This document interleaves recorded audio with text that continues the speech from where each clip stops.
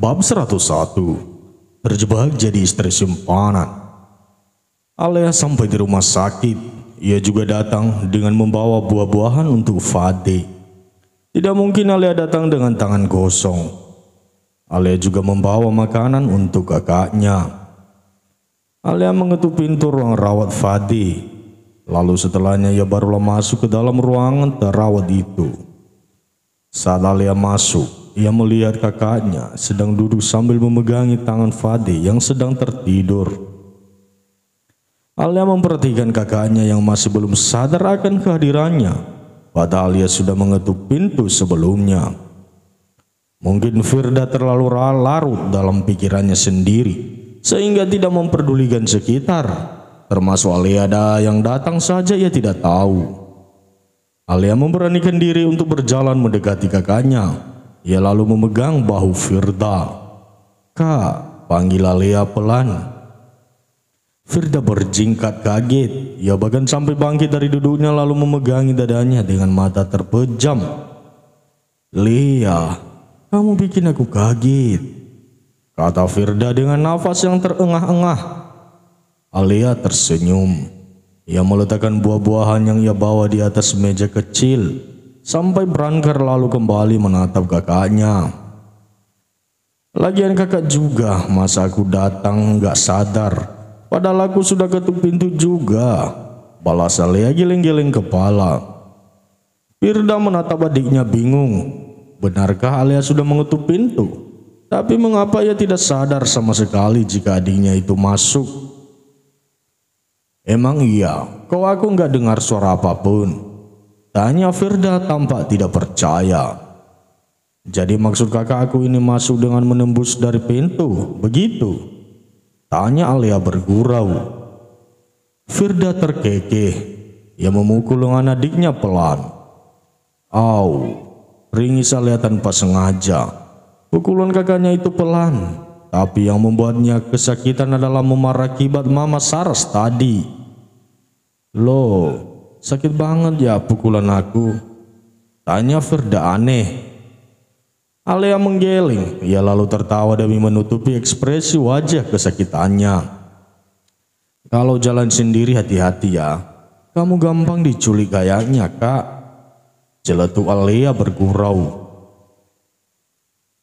Firda berdecak. Rupanya ia sedang dibercandai oleh adiknya.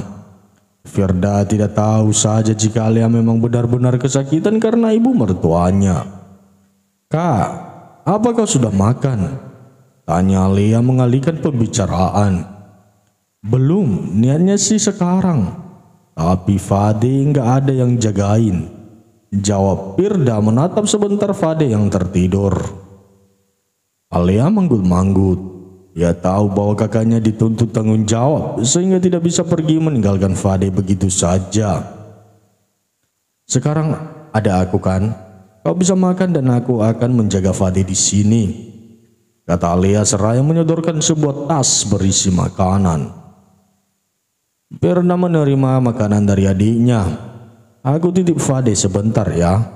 Aku akan makan di luar," ucap Firda. Alia manggut-manggut. "Siap," balas Alia.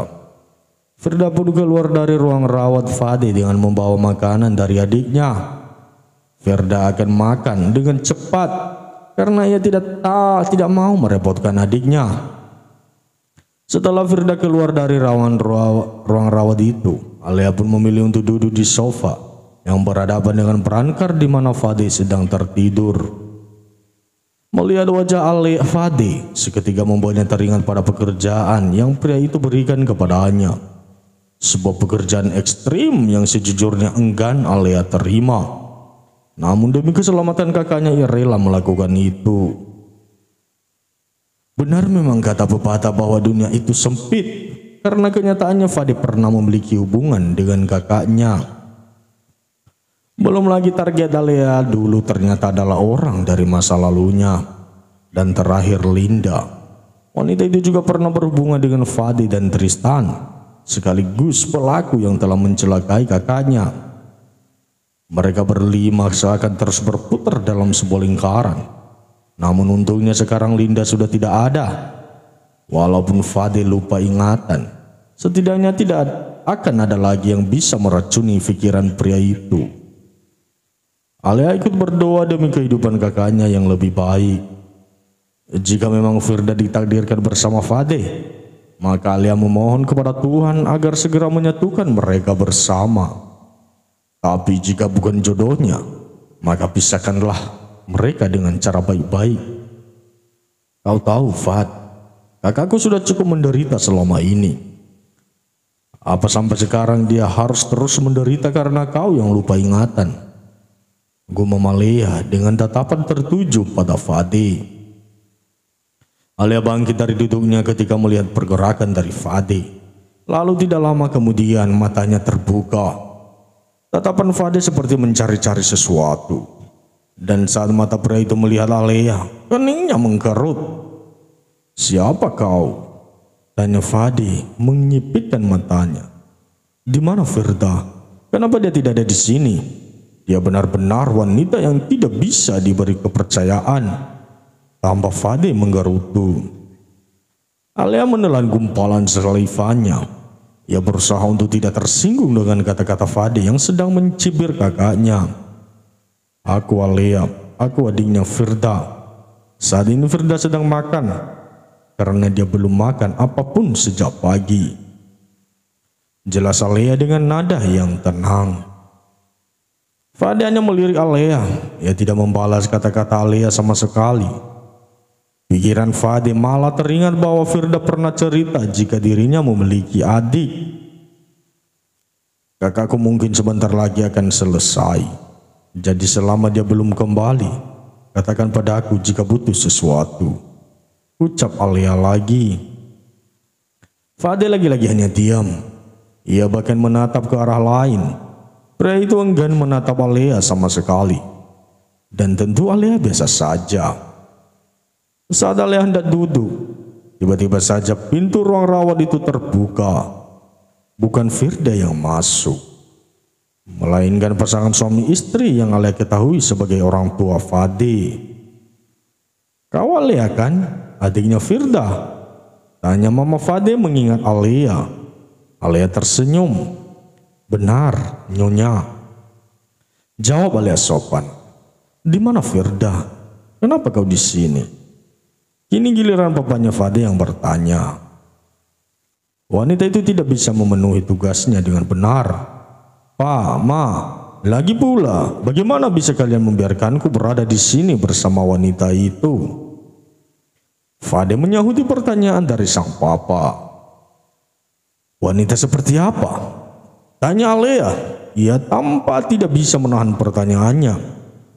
Fade hanya tersenyum culas. Senyuman yang akan menyulut emosi siapapun jika melihatnya. "Fad, jaga bicaramu," tegur Mama Fade pelan. Alea menarik nafas lalu membuangnya perlahan. Ia hampir lupa bahwa pria yang sedang berbaring itu baru saja kecelakaan dan kehilangan ingatannya. "Maafkan saya, Tuan dan Nyonya. Saya hampir lupa dengan kondisinya," ucap Alea. "Saat ini kakak saya sedang makan. Sejak pagi dia belum memakan apapun. Dia begitu fokus menjaga putra kalian, sampai-sampai melupakan dirinya sendiri," tambah Alea. Saat bicara Alea menatap Fade sebentar. Alea ingin Fade tahu bahwa kakaknya sudah banyak berkorban di sini. Walaupun ia akui jika kakaknya menjadi salah satu penyebab kecelakaan, namun pelaku utamanya adalah Linda. "Ma, aku ingin Linda.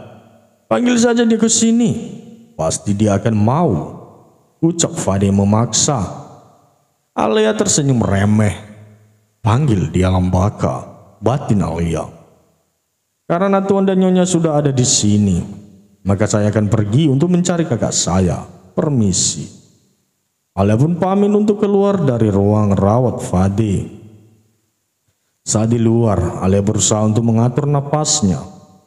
Andai saja Fade tidak habis kecelakaan dan tidak lupa ingatan, ia pasti sudah melempar wajah pria itu dengan kursi atau meja. "Sial, mulut laki-laki tapi tajam sekali," gumam Alea. Napas Alia menggebu-gebu. Entah kenapa ya akhir-akhir ini jadi emosian dengan beberapa hal yang menurutnya menyebalkan. Lea, kok di luar?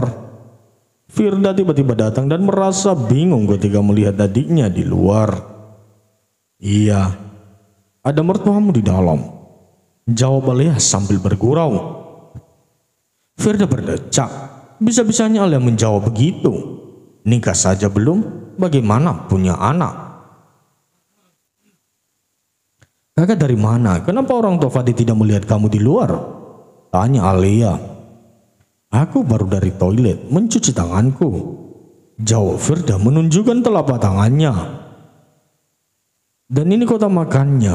Terima kasih Alia. Maaf aku tidak cuci. Hehehe. Tanpa Firda seraya memberikan tas berisi kotak makanan kepada Alia. Tidak apa-apa kak, aku akan mencucinya nanti. Balas Alia menerima tas itu dari kakaknya. Alia menarik tangan kakaknya untuk mengajaknya duduk. Mumpung Fadi ada yang jaga, jadi mereka bisa mengobrol lebih lama. Ada apa? Tanya Firda lembut. Kak, aku tahu kau pasti lelah kan? Sejujurnya kau kurang nyaman dengan Fadi yang kembali membencimu kan? Tanya Alia pelan. Firda terdiam. Ia tidak menjawab pertanyaan adiknya secara langsung. Firda tersenyum. Ia lalu menggenggam tangan Alia dengan erat. Kamu ngomong apa sih, Lea? Aku nyaman kok. Lagi pula ini kan memang tanggung jawab aku. Karena jika Fadi tidak menyelamatkanku, aku pasti sudah tiada waktu itu. Jelas Firda sambil tertawa-tawa. Aku tahu tawa itu hanya untuk menutupi kesedihanmu. Tapi aku berharap bahwa tawa itu adalah tawa kebahagiaan suatu hari nanti. Kata Alia dengan mata berkaca-kaca. Alia sudah bahagia dengan suaminya. Meskipun ia belum sepenuhnya diterima di keluarga Tristan. Sedangkan Firda, bahkan gadis itu belum sempat bahagia bersama Fadi. Tapi cobaan terus datang. Iya, Lea, aku juga yakin setelah badai yang aku lalui belakangan ini, setelahnya akan ada pelangi dalam hidupku. Aku akan bahagia menyusulmu. Balas Firda tersenyum manis. Alia pun tersenyum, ia lalu memeluk kakaknya dengan erat. Rasanya Alia masih seringkali merasa bersalah karena meninggalkan kakaknya seorang diri. Maka dari itu, Alia sebisa mungkin tetap berada di sisi Firda, menjadi penguatnya di tengah masalah yang terus diterima oleh kakaknya. Bab 102. Alia pulang dengan dijemput oleh suaminya. Saat Tristan datang, seketika Alia menjadi takut. Ia takut Tristan akan mengetahui perlakuan Mama Saras padanya. Bukan apa-apa. Alia hanya tidak mau jika hubungan ibu dan anak itu semakin merenggang karena dirinya. Sayang, mau mampir beli sesuatu? Tanya Tristan lembut. Alia menoleh, ia menggelingkan kepalanya. Ndak mas, aku nggak mau apa-apa. Cuma mau pulang dan istirahat, jawab Alia. Tristan memegang kepala istrinya. Ia lalu mengusap-usap rambut Alia dengan penuh kasih sayang. Baiklah, Nyonya Sagara Kusuma, kita pulang dan istirahat ya, tutur Tristan. Alia hanya membalasnya dengan senyuman maha saja. Ia tidak terlalu banyak bicara. Entah mengapa kepalanya tiba-tiba saja berdenyut. Bagaimana keadaan Fadi? Tanya Tristan seketika mengisi waktu sampai mereka tiba di rumah. Begitulah, Mas. Aku bahkan sudah tersinggung mendengar ucapannya yang menjatuhkan kakakku, jawab Alia diakhiri helaan nafas panjang. Tristan memegang punggung tangan istrinya. Ia lalu membawa tangan itu untuk ia cium. Aku tahu perasaan kamu bagaimana. Tapi aku juga tahu bagaimana Fadi mencintai kakak kamu, ucap Tristan tanpa menatap istrinya. Maksud kamu? Tanya Alia tidak mengerti. Ingat saat kamu dan kakakmu diculik? Aku dan Fadil bekerja sama untuk menemukan kalian. Saat itu aku melihat bagaimana dia begitu khawatir. Sama seperti aku, jawab Tristan menjelaskan. Alia mendengarkan dengan seksama. Meskipun ucapan Tristan mungkin benar, tapi tetap saja Alia tidak bisa menerima begitu saja bila ada yang menghina kakaknya. Iya, Alia tahu Fadil sedang hilang ingatan, tapi apa mulut pria itu tidak bisa disaring sedikit sebelum mengatakan yang tidak-tidak tentang kakaknya. Mungkin kamu benar, Mas. Tapi apa kamu tahu? Aku juga ingin sekali melempar wajah Fadil dengan apa saja. Setiap pria itu bicara buruk tentang kakakku, ujar Firda dengan suara yang lantang, campuran antara kesal dan gregetan. Tristan tertawa. Ia merasa gemas melihat wajah istrinya sekarang. Alia terlihat sedang menahan emosi. Sabar sayang, jangan emosi gitu. Muka kamu jadi makin cantik, tutur Firda. Tutur Tristan dibarengi dengan gombalan.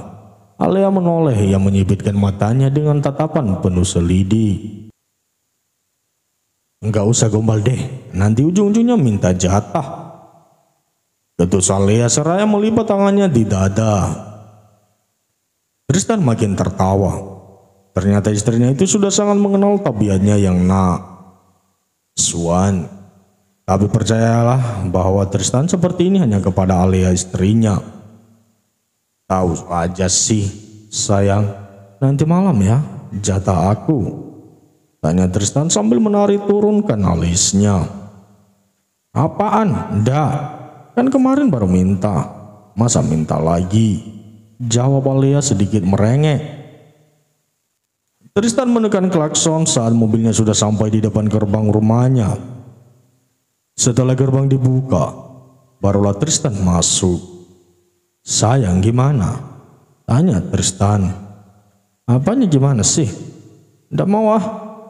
Kamu kan kalau main berjam-jam, pinggang aku mau patah. Jawab Alia sewot. Alia keluar dari mobil duluan. Ia langsung masuk ke dalam rumah, meninggalkan suaminya begitu saja. Saat sudah sampai di ruang tamu, Alia berhenti. Karena entah mengapa ia jadi kasihan pada suaminya. Baru pulang bekerja sudah Alia marahin. Alia jadi merasa bersalah. Tidak lama kemudian Tristan datang dengan membawa tas kerja miliknya. Ia terkejut melihat istrinya masih ada di sana. Ia kira Alia sudah masuk ke dalam kamar. Mas, Alia merengek lalu memeluk suaminya. Kenapa? Dan tadi bukannya marah? Tanya Tristan sambil tertawa. Tristan merangkul bahu istrinya. Ia lalu mengajak Alia untuk ke kamar. Mereka berdua harus segera bersih-bersih. Enggak tahu kenapa, akhir-akhir ini aku merasa emosiku naik turun, Mas. Maafin aku ya. Tadi udah marah-marah sama kamu, ucap Alia mendongakkan kepalanya.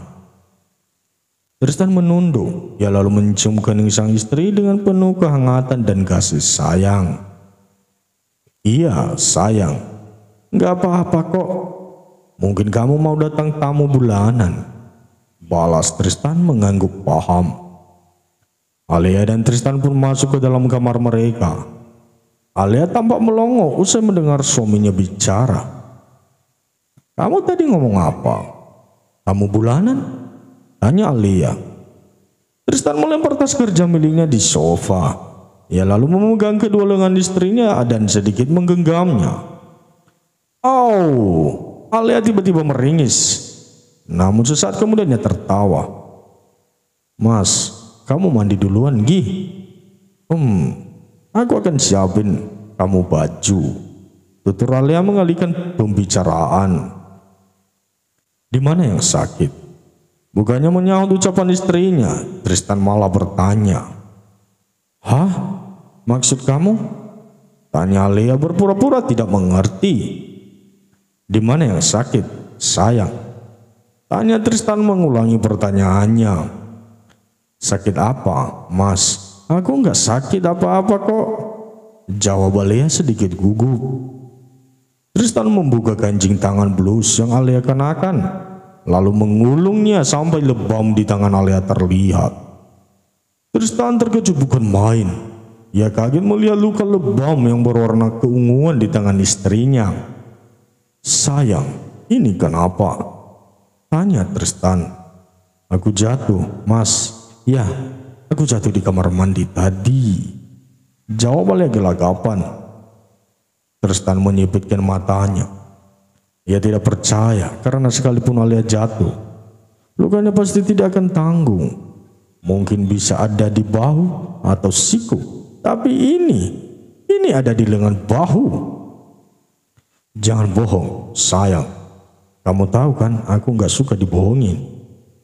Pindah Tristan lembut, namun terkesan tegas. Aku nggak ucap Alea terhenti karena Tristan kembali bicara. Kamu mau aku tanya ke pelayan di rumah? Tanya Tristan pelayan, namun masih tegas. Jangan, Mas, jawab Alea dengan cepat. Alea tidak mau jika para pelayan kena marah Tristan.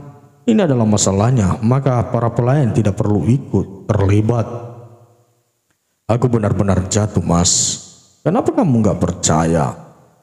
Tanya Alea sedih. Tristan menangkup wajah cantik istrinya. Ia lalu menarik Alea untuk masuk ke dalam pelukannya. Aku obatin ya, kata Tristan. Tristan melepaskan pelukannya.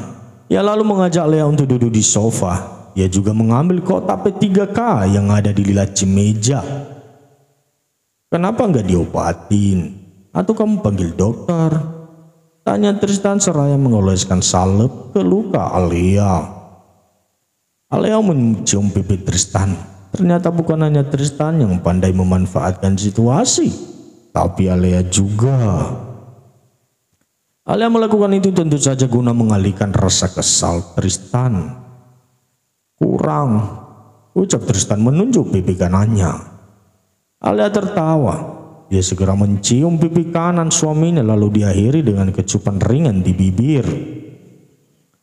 Istriku yang pintar memanfaatkan situasi, bisik Tristan seraya mencium kening Alea.